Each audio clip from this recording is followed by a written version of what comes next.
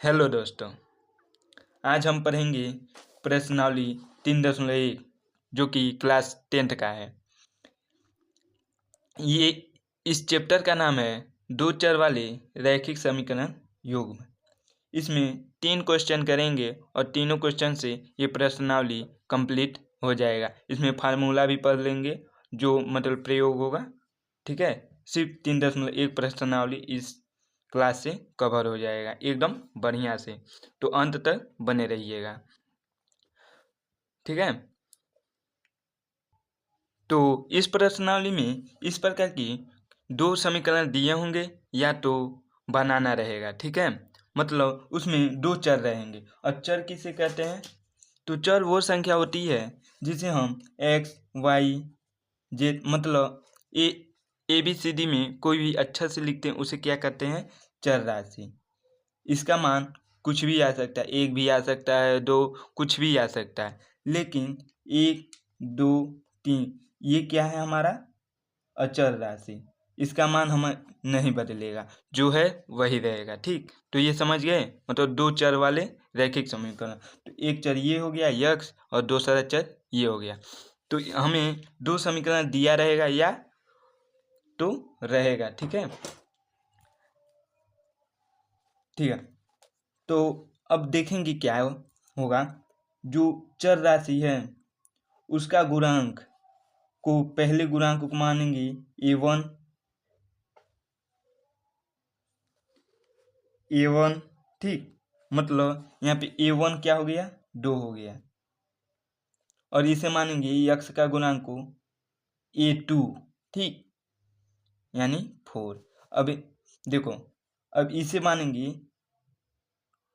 b1 कितना है? मतलब y का गुणांक कितना है? मतलब 1 होगा यहाँ पे, तो क्या हो गया यहाँ पे? 1। ठीक, अभी समझिए। अब यहाँ पे देख रहे हैं कोई भी चर राशि नहीं दिया है, तो जो है अंक उसी को मान लेंगे c1। तो c1 कितना है? 6। तो माइनस है तो माइनस के साथ 6 उतारेंगे, -6। ठीक, इसी प्रकार यहाँ पर भी नीचे भी कर लेंगे। जैसे b2 क्या हो गया? -2, और c2 क्या हो गया? -4। ठीक, इतना समझ गए।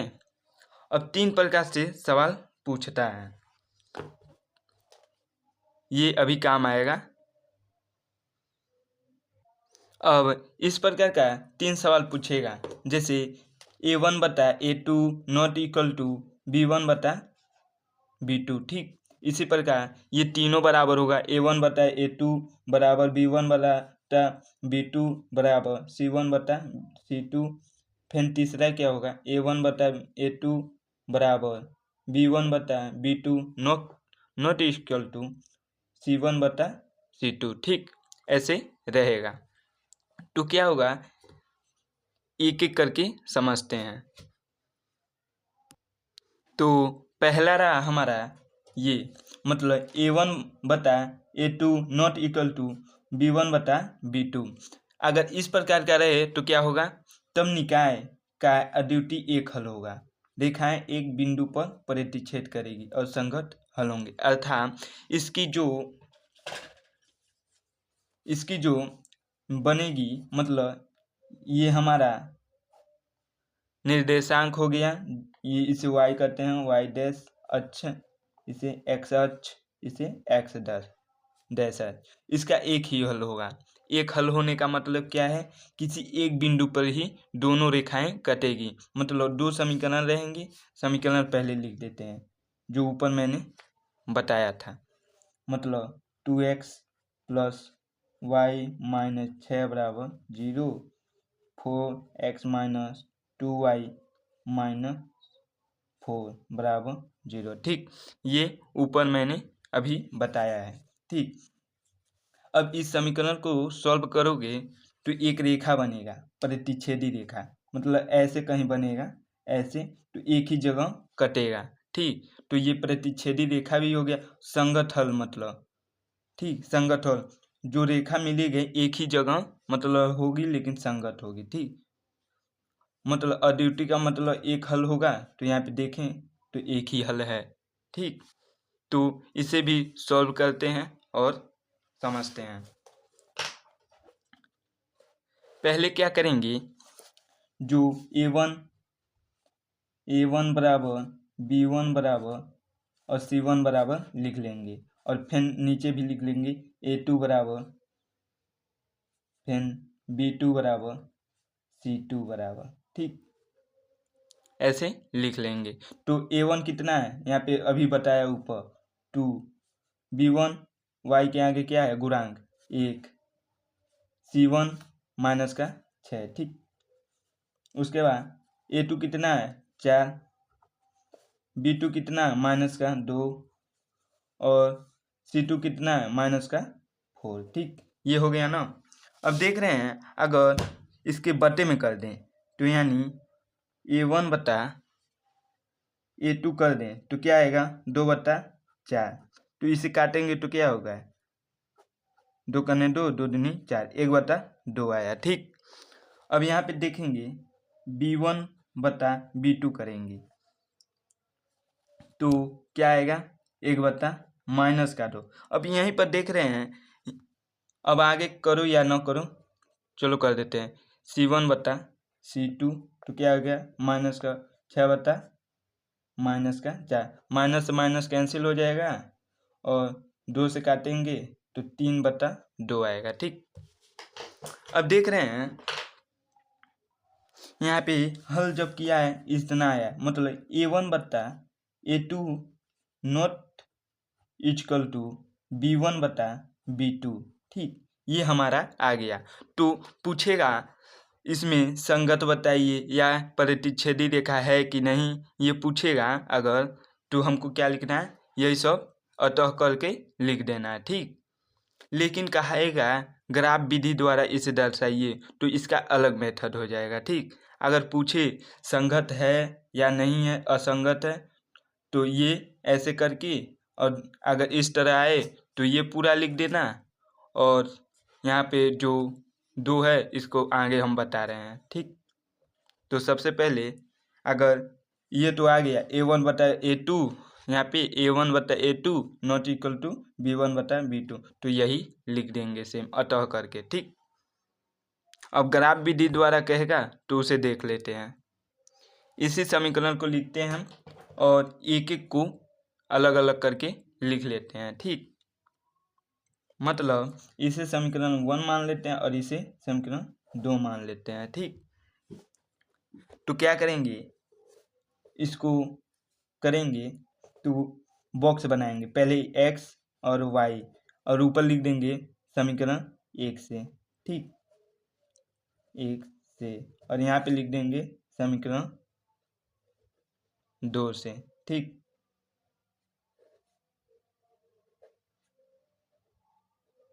ठीक हो गया। यहाँ पर भी लिख लेंगे x y। अब इसे समीकरण बनाएंगे तो यहाँ पे देख रहे हैं पहले पूरे को इधर भेज देते हैं, मतलब अगर y को निकालना है सबसे पहले अगर x बराबर 0 मान लेते हैं, मान लो यहाँ पे x बराबर 0 है यानी 2x प्लस y 6 बराबर 0, ठीक।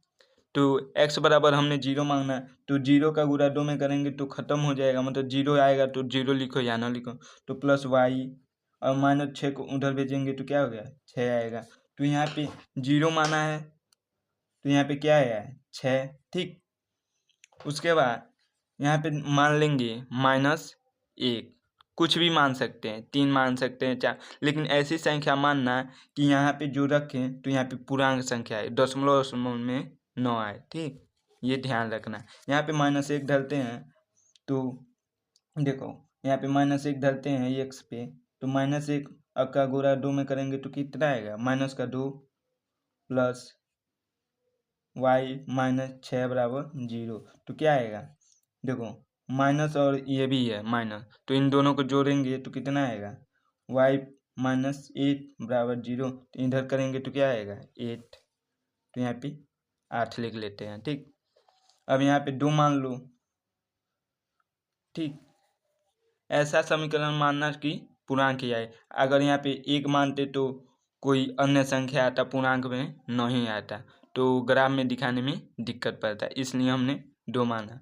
जब 2 मानेंगे तो क्या आएगा, यहाँ पे 2 रख दो तो 2 दूनी 4, और 4 में -6 करेंगे तो यहाँ पे 2 बचेगा, -2, और 2 को इधर करेंगे तो क्या आएगा, +2, तो y बराबर क्या हो गया, 2। ठीक, ऐसे। अब इसी प्रकार यहाँ पर भी x का मान धरेंगे और y का मान निकालेंगे, तो जल्दी जल्दी मैं कर दे रहा हूँ। जैसे यहाँ पे 0 रखेंगे तो यहाँ पे क्या आएगा, -2, और -1 रखेंगे तो यहाँ क्या आएगा, -4। यहाँ पे 2 रखेंगे x पे तो यहाँ पे भी आएगा 2। ठीक, समीकरण इसमें रखना है। जैसे अब इस समीकरण में 0 रखेंगे यहाँ पे तो y का मान आएगा -2, -1 यहाँ पे रखेंगे x का मान तो क्या आएगा, y बराबर -4। ऐसे रख लेंगे। ठीक, और ऐसे बॉक्स बना लेंगे, हो गया बस। ऐसे यहाँ पर भी बॉक्स बना देंगे। अब इसे एक ग्राफ बनाएंगे, तो ऐसे ही एक ग्राफ बना लेंगे। ग्राफ बनाना जानते होंगे, ये हो गया x अक्ष, y अक्ष, ये y डैश अक्ष, ये हो गया नहीं x डैश अक्ष, y डैश अक्ष। ठीक, ये हो गया हमारा। ठीक, अब जैसे समीकरण में हमने निकाला है ये समीकरण, उसे ही ठीक मान रख देंगे। मतलब पहले क्या है, मतलब पहले समीकरण को पहले करेंगे, तो 0.6 ऐसे लिखेंगे ना, मतलब x को पहले लिखते हैं और y को अक्ष को बाद में लिखते हैं। ठीक, ऐसे लिखते हैं ना, तो वही यहाँ पे रखना है। तो देखो 0,6, तो ये हो गया 0,0। ठीक, ये जो मूल बिंदु होती है। ठीक, तो 0,6, तो ये x अक्ष पर 0 हो गया और y अक्ष पर कितना हो गया, 6, तो यहाँ पे हो गया 0,6। अब क्या है, -1,8, मतलब x पे -1, तो x अक्ष पे क्या है, यहाँ पे -1, और y अक्ष पर कितना है, 8, तो यहाँ पे ऐसे लगा लेंगे। ठीक, यहाँ पे लिख देंगे, क्या लिखेंगे, -1,8। ठीक, -1,8। अब 2,2 है तो 2 का प्लस और इधर का 2, 2,2, तो ये हो गया हमारा 2,2। अब देखें तीनों हो गया ना, मतलब पहले समीकरण में तीनों बिंदु लगा लिए, तो क्या करेंगे, स्केल की सहायता से इन तीनों बिंदुओं को मिला देंगे ऐसे।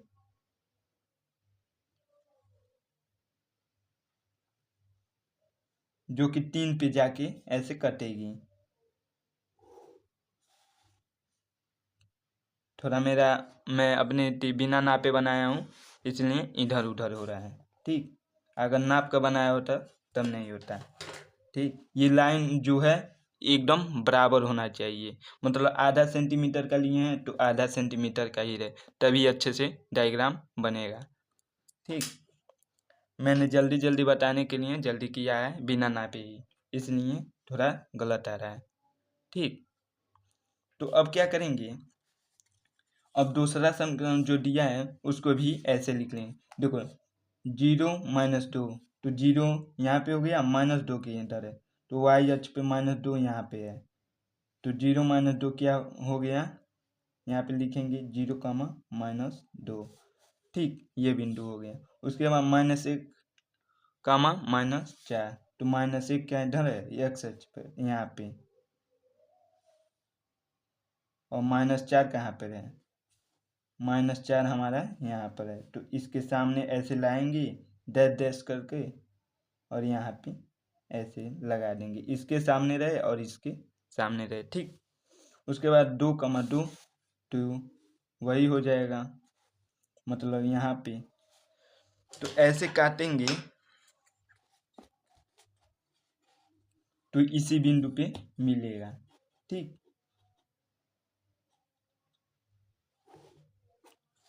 तो एक ही बिंदु पे मिलेगा तो प्रतिच्छेदी रेखा हो गया ना। इसी प्रकार प्रतिच्छेदी रेखा भी हो गया।